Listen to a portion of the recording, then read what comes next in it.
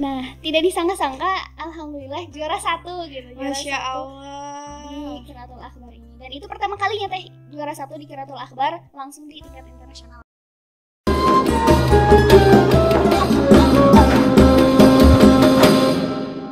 Oke, halo Sobat Arab. Balik lagi bareng kita di podcast Arab Happy. Nah, kali ini kita bakal ngebahas tentang tips and trik menjadi mahasiswa berprestasi. Bareng aku Manda, aku mahasiswa pendidikan bahasa Arab tahun 2021. Nah, kali ini aku nggak sendiri nih teman-teman, tapi aku ditemenin sama 2 orang yang keren banget. Yang pertama ada Kang siapa namanya Kang? Saya Arif Hakim. Oke, dari pendidikan bahasa Arab angkatan? Angkatan 23. Oke, yang kedua ada Teh siapa Teh? Aku Hanifah Nurfitri.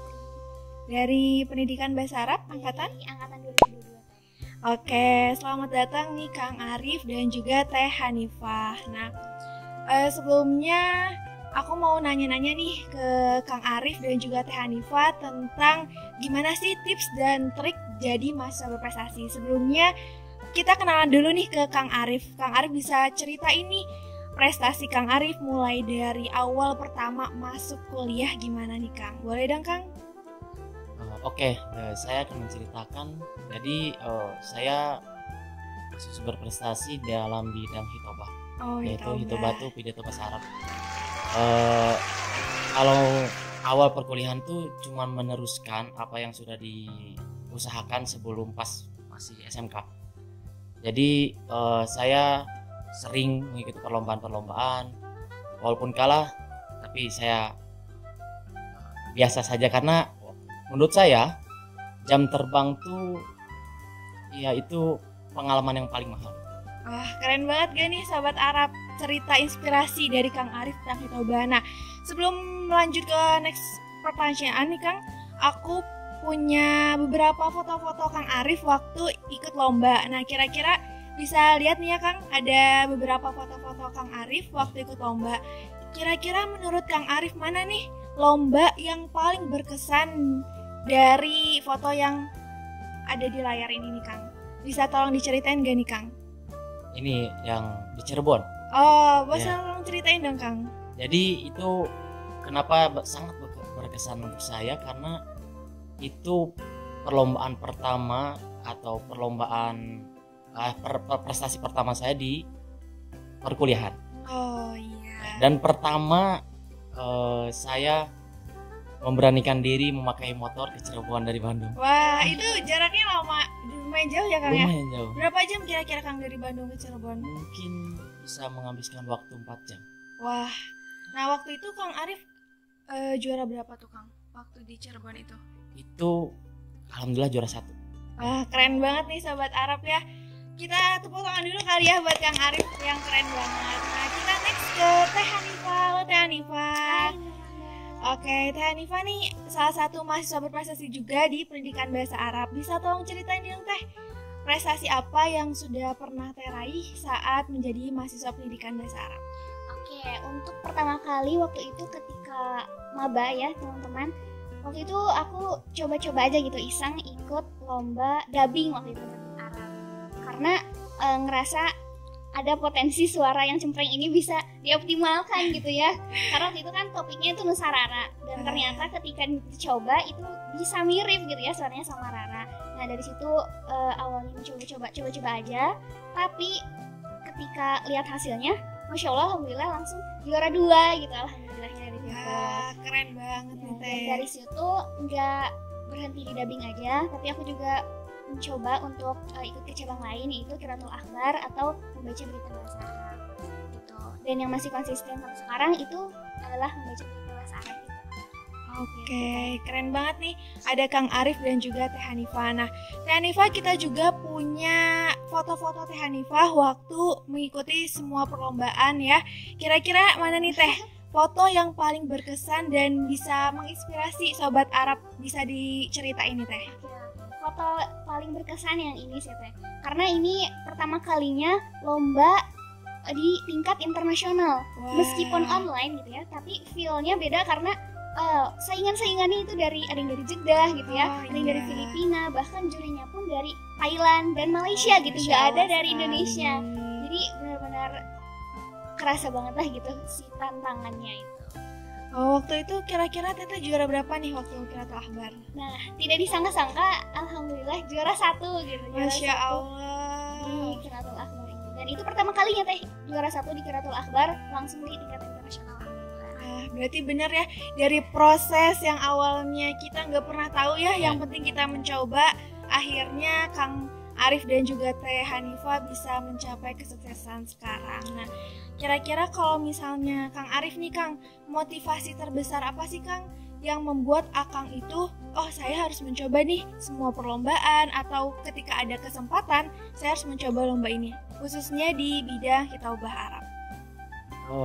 Awalnya itu tidak ada rasa ingin perlombaan, karena waktu itu saya pas sebelum SMK tuh udah memutuskan ingin bekerja.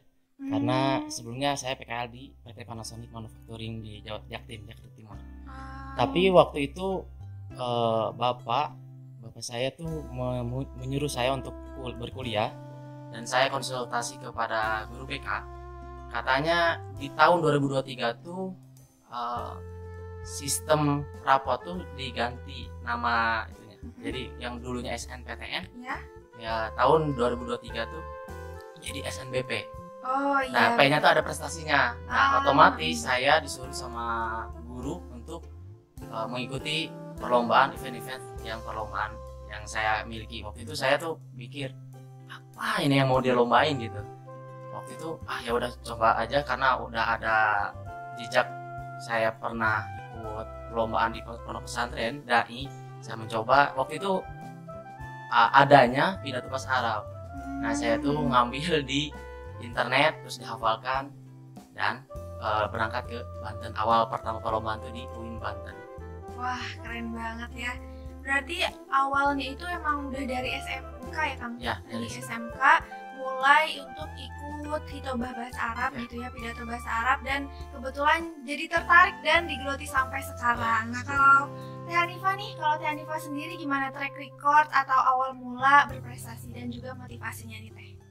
Oke, untuk awal mula berprestasi di perkuliahan ini ya, sebagai statusnya sebagai seorang mahasiswa, tadi yang awalnya dari maba yang itu coba-coba gitu ya. Karena kan maba ya masih baru, masih semangatnya masih membara gitu ya, segala dicoba gitu. Dan motivasi aku ketika waktu itu dianalogikan mungkin ada sebuah pohon ya.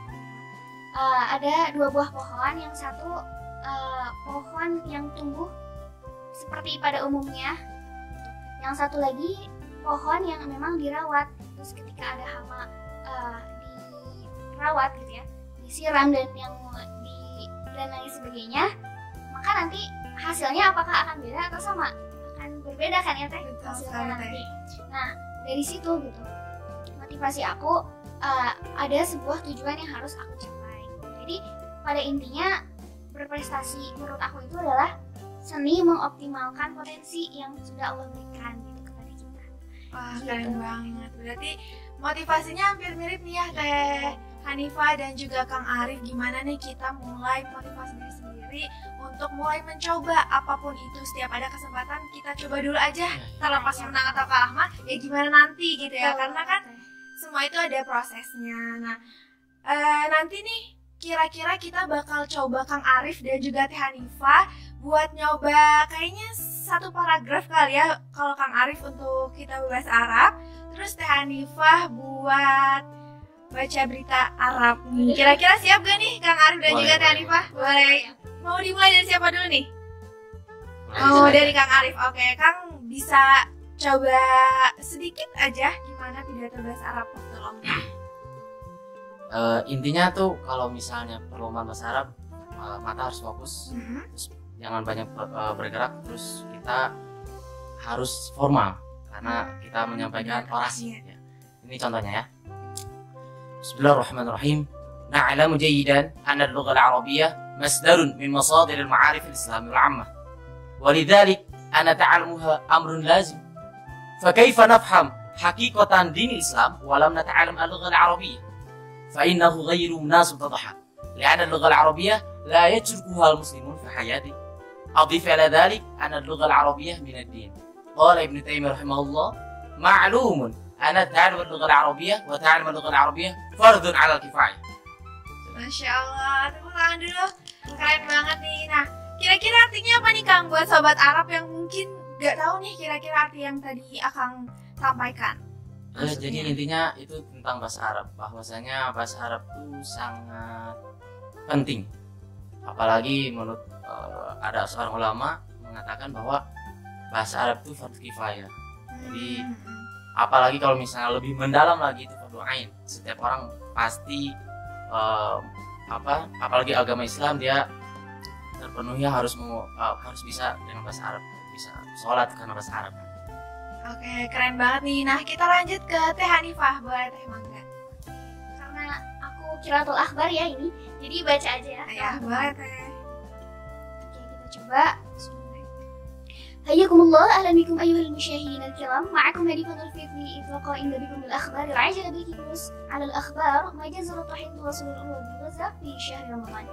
تمضي الأيام الأولى من شهر رمضان صعبة ومؤقتة للغاية على أهل قطاع غزة هذا العام، مع استمرار الهجوم العسكري لإسرائيل ونقص المواد الغذائية ونزوح أعداد كبيرة من السكان نتيجة الحرب المستمرة على القطاع منذ أكثر من 5 شهور، والتي راح ضحيتها حتى الآن نحو 31,400 شخص بحسب وزارة الصحة في غزة. Wah, keren banget nih Teh Hanifah. Udah mirip banget itu sama presenter yang ada di Al Jazeera ya. Mirip banget, bahasa Arabnya fasih banget. Nah, kira-kira itu tadi menjelaskan apa nih Teh? Tadi itu menjelaskan tentang bagaimana kondisi ketika Ramadan di Gaza, Palestina gitu. Iya. Karena temanya itu tentang konflik antara Palestina dan Israel. Oke. Keren banget nih. Tadi kan kita udah nyaksiin ya Sobat Arab, gimana contohnya kita bahasa Arab dari Kang Arif dan juga presenter dari Teh Hanifah. Oke Teh, nah kira-kira apa nih Teh tips dari Teh Hanifah agar kita mau mulai berprestasi? Oke, tips dari aku ya, ini yang masih aku jalani sampai sekarang teman-teman semua. Ada 3 hal yang masih aku pelajari hingga saat ini, masih aku konsisten. Yang pertama itu kita harus tanamkan growth mindset gitu, karena kita adalah sesuai apa yang kita pikirkan ya Teh.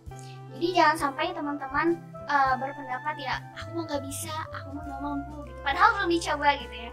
Nah, hindari hal-hal seperti itu gitu, karena pada dasarnya kita juga diberi potensi yang sama oleh Allah, tapi bagaimana kita bisa mengoptimalkan potensi itu gitu. Kemudian yang kedua, kita harus berani mencoba dan berani untuk memulai gitu kalau ada kesempatan yang ada gitu. Karena ketika ada kesempatan, ketika kita ada kesempatan dan kita gagal misalnya ya Teh, nah kita bisa belajar dari kegagalan tersebut, dan justru pengalaman terbaik adalah kegagalan ya, karena bisa belajar dan kita optimalkan lagi di kesempatan selanjutnya gitu. Dan yang ketiga nih teman-teman semua, kita tadi jangan takut gagal dan harus disiplin juga, karena hal besar itu lahir dari hal-hal yang kecil, dari hal-hal yang konsisten. Itu mungkin dari aku. Wah, oke, keren banget nih tips dan triknya bisa diaplikasikan untuk Sobat Arab semua. Nah, kalau misalnya dari Kang Arif nih Kang, kira-kira apa nih Kang? Cuma nambahin saja, kan tadi yang di garis besarnya udah disebutin. Cuman ada 2. Yang pertama, kita jangan cuman latihan saja gitu, jadi harus berani keluar. Karena apa? Kita kalau mau melihat kualitas kita tuh harus bersaing dulu dengan orang lain, atau kita harus bersaing dengan orang yang hebat supaya kita jadi orang yang hebat. Kan kita tuh mau mengukur kehebatan kita, mau mengukur apakah kita bisa bersaing atau enggak, kan bingung kalau sendiri kan berani tampil, jam terbang lebih banyak, nah itu kita pasti jadi orang hebat insyaallah. Yang kedua, kita harus tanamkan dalam diri kita tuh bahwa kalah tuh normal. Iya betul banget Kang. Kalah tuh normal. Kebanyakan ada ya teman seangkatan yang nggak berani dia mengikuti perlombaan. Bahkan dari semester 1, semester 2 tuh dari seangkatan cuma saya saja yang mengikuti perlombaan. Nah, yang lainnya 1 kali terus dia nangis katanya, kok kalah mulu gitu. Bukan nyalahin jurinya gitu, tapi kita harus memantaskan diri bahwa oh berarti kualitas kita kurang gitu. Dari kita tampil itu bahwa kita tuh harus menanamkan diri supaya nggak sakit hati juga, terus kita bisa eval juga, menerima keadaan. Nah insya Allah jadi yang terbaik kalau kita menanamkan diri bahwa kalah tuh ya normal gitu ya, seperti itu. Keren banget nih, berarti terbentur baru terbentuk gitu kan. Harus coba dulu, coba terus aja, nggak apa-apa kalah juga karena itu hal yang normal dan wajar banget gitu. Oke, nah kira-kira pasti kan setiap proses menuju keberhasilan sampai di titik sekarang itu kan pasti nggak mudah dia, Kang Arif dan juga Teh Hanifah. Pasti banyak juga tantangan-tantangan yang Kang Arif dan juga Teh Hanifah hadapi. Kira-kira apa sih tantangan-tantangan itu dan bagaimana nih Kang Arif dan juga Teh Hanifah mengatasi tantangan itu biar terus mengupgrade diri dan juga mendevelop diri biar jauh lebih baik lagi. Dari Teh Hanifah dulu deh. Oke, tentang tantangan ini ya. Kita di sini sebagai mahasiswa tentunya banyak mengambil kesempatan seperti contohnya ya kita ikut organisasi juga gitu ya. Kita kuliah juga dengan sekian banyak tugasnya. Nah, di sini yang paling menjadi tantangan bagi diri aku adalah menyeimbangkan waktu.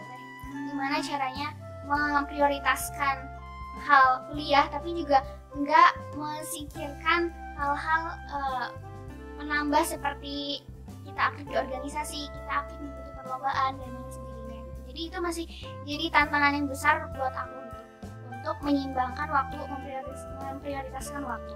Tapi yang perlu diingat teman-teman semua, kuliah itu harus jadi yang primer untuk diprioritaskan gitu ya Teh, karena kita di sini juga sebagai mahasiswa ya berarti kuliah gitu, tujuan utamanya itu sih paling Teh. Dan untuk bagaimana cara aku untuk mendevelop gitu ya tantangan ini, dari udah berapa lama ya, karena mungkin sekarang udah semester 5 juga semakin banyak gitu ya tugasnya, jadi gak mau itu tertuntut untuk menjadwalkan hal-hal yang penting, mendesak dan lain sebagainya gitu. Jadi aku membagi prioritas antara yang penting mendesak gitu, antara penting ataupun tidak mendesak, kemudian tidak penting mendesak dan tidak penting tidak mendesak itu. Nah jadi aku membagi di situ dan aku lakuin dulu mana yang sekiranya penting dan mendesak terlebih dahulu gitu. Oke. Nah kalau dari Kang Arif sendiri nih Kang, gimana Kang? Ya sama perkuliahan gitu. Jadi apalagi kan saya juga mondok juga, jadi membagi waktu antara pondok, kuliah plus sama perlombaan. Nah saya udah membagi jadwal bahwa pondok pesantren sama perkuliahan itu prioritas. Kalau perlombaan tuh ya semi prioritas ya. Jadi kalau misalnya bisa nyempatin, terus kita memperhitungkan resiko yang kita harus diambil nantinya, bahwa kita harus membagi waktu juga. Nah ya perlombaan ini juga perlu kita dikembangkan supaya kita punya potensi, punya prestasi juga di perkuliahan.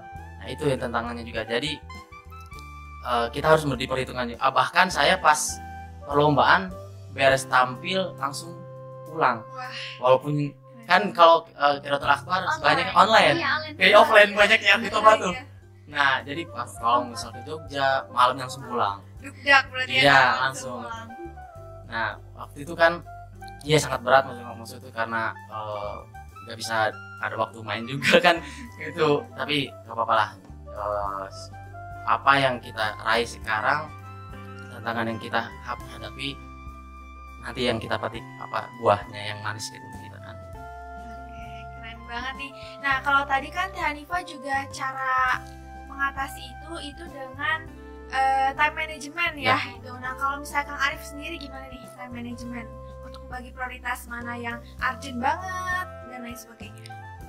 Untuk saya tuh kalau offline biasanya langsung chat pribadi, ngejapri ke pihak dosennya meminta tugas, karena tidak memungkinkan kan misalnya harus menghadiri matkul apalagi bentor perlombaan. Nah paling gitu ya kita minta tugas, kita mendahulukan tugas perkuliahannya juga dan tidak melupakan perlombaannya juga. Oke, keren banget ya. Tadi berarti cara membagi waktunya juga tetap harus diprioritaskan, mana yang penting, terus juga mana yang sekiranya bisa dinantiin dulu aja deh gitu kan, karena tetap ya kita kan sebagai mahasiswa prioritas utama kita adalah belajar dan cepat lulus. Jadi tetap itu hanya selingan gitu, dan bisa diseimbangkan antara pendidikan dan juga berprestasi di luar. Nah, kira-kira nih Kang sama Teh Hanifa, motivasi terbesar agar Kang Arif dan juga Teh Hanifa benar-benar, oh saya tetap harus berprestasi nih, walaupun saya sudah di titik ini, sudah banyak prestasi yang sudah saya raih, itu apa nih motivasinya? Dari Kang Arif dulu deh. Motivasinya yaitu saya tuh dari prestasi ini banyak yang telah didapatkan oleh diri sendiri. Ada benefitnya. Benefitnya, ya, contoh apa tuh? masuk kuliah, ada jalur prestasi juga. Terus beasiswa dari Basnas itu kan prestasi juga. Jadi banyak benefit, apalagi apresiasi dari kampus, apresiasi dari prodi juga, yang membuat saya bahwa bisa ngebantu ekonomi keluarga juga. Ya, seperti itu. Oke, kalau dari Teh Hanifa Teh?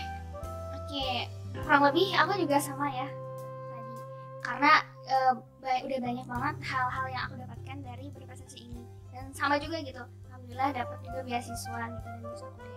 Nah, tapi berprestasi di sini bagi diri aku lebih besar dari itu gitu, karena waktu itu ada yang bilang bahwa jika menuntut ilmu itu adalah ibadah, maka berprestasi itu adalah dakwah. Apa yang udah tahu ya. Gitu. Jadi dakwah di sini apa? Jadi mengajak teman-teman semua untuk tetap semangat gitu ya, untuk tetap terus percaya diri gitu, dan bisa mengeksplor apa yang dia bisa sampai dia berhasil gitu kan. Gitu. Jadi itu sih motivasi terbesar aku, karena ketika aku berprestasi juga, wah ternyata banyak peluang baru gitu. Ketika ada yang nawarin jadi pemateri gitu, padahal wah aku jadi pemateri gitu, tapi ya alhamdulillah gitu, di situ bersyukur dan tertantang juga gitu. Tapi senang sih bisa menebar manfaat juga untuk teman-teman di luar sana. Oke, berarti sama khairun nasi man anfa'uhum linnas. Nah, kayaknya gak kerasa ya kita dari tadi udah diskusi, berbincang, dan juga mendengarkan cerita-cerita inspirasi dari Kang Arif dan juga Teh Hanifa. Last question nih Kang sama Teh ya. Ada last question. Kira-kira bisa nggak sih tolong berikan pesan motivasi dari Kang Arif dan juga Teh Hanifa untuk sobat Arab yang ada di rumah, yang mungkin sekarang juga sedang berjuang meraih mimpinya atau sedang mencari motivasi, gimana sih caranya biar aku terus berprestasi? Dari Teh Hanifa dulu deh. Oke, dari aku ya. Untuk teman-teman semua, mungkin di sini kita satu persepsikan dulu ya, bahwa berprestasi itu luas, nggak hanya tentang kita mengikuti kompetisi, tapi kita bisa mengikuti kegiatan, kita bisa berkontribusi di masyarakat, itu juga bisa dikatakan sebuah prestasi ya Teh. Gitu. Jadi teman-teman semua, kita di sini punya peluang yang sama nih. Gitu. Tetapi bagaimana kita bisa mengoptimalkan peluang ini? Jadi ya untuk teman-teman semua di sana, semangat begitu ya, karena berprestasi ini bukan milik dia yang hebat, dia yang pintar gitu, dia yang luar biasa, tapi berprestasi ini milik dia yang mau gitu untuk berusaha gitu. Semuanya teman-teman, fastabiqul khairat. Oke, Masya Allah. Dari Kang Arif nih Kang. Untuk teman-teman, saya memberi pesan satu saja, jangan takut mencoba. Karena saya juga sama seperti orang lain biasa gitu. Bahkan saya pertama perlombaan saya pingsan juga, kena mental. Saya kena mental, terus nilai paling jelek, tapi saya belajar dari itu, dari kesalahan, tidak takut mencoba. Terus saya nanya ke orang hebat gimana caranya, seperti kayak antum perjalanannya atau teknik-teknik, nanya ke orang-orang hebat. Jadi kita mengikuti alurnya, ya alhamdulillah sekarang hasilnya. Jadi ke teman-teman, jangan berpikir overthinking berlebihan, karena mencoba dari awal, dari kecil, dari kita melangkah, satu kali melangkah kita terus melangkah sampai tidak terasa kita udah terlalu jauh untuk melangkah. Oke, keren banget. Oke, jadi Sobat Arab nih, aku izin menyimpulkan ya dari Kang Arif dan juga Teh Hanifah bahwa pertama teman-teman juga harus percaya akan kemampuan diri kalian dan juga jangan pernah insecure. Terus kalau misalnya kita kalah, it's okay. Karena lebih baik kita mencoba daripada kita tidak mencoba sama sekali. Karena sesungguhnya kesuksesan yang sebenarnya itu adalah ketika kita terus berproses dan ketika kita berani melangkah walaupun itu hanya step kecil. Mungkin itu dari kita. Terima kasih Kang Arif dan juga Teh Hanifah sudah menyempatkan waktunya untuk hadir di podcast Arab UPI. Mungkin cukup sekian podcast kita. See you in the next podcast. Bye bye. Wassalamualaikum warahmatullahi wabarakatuh.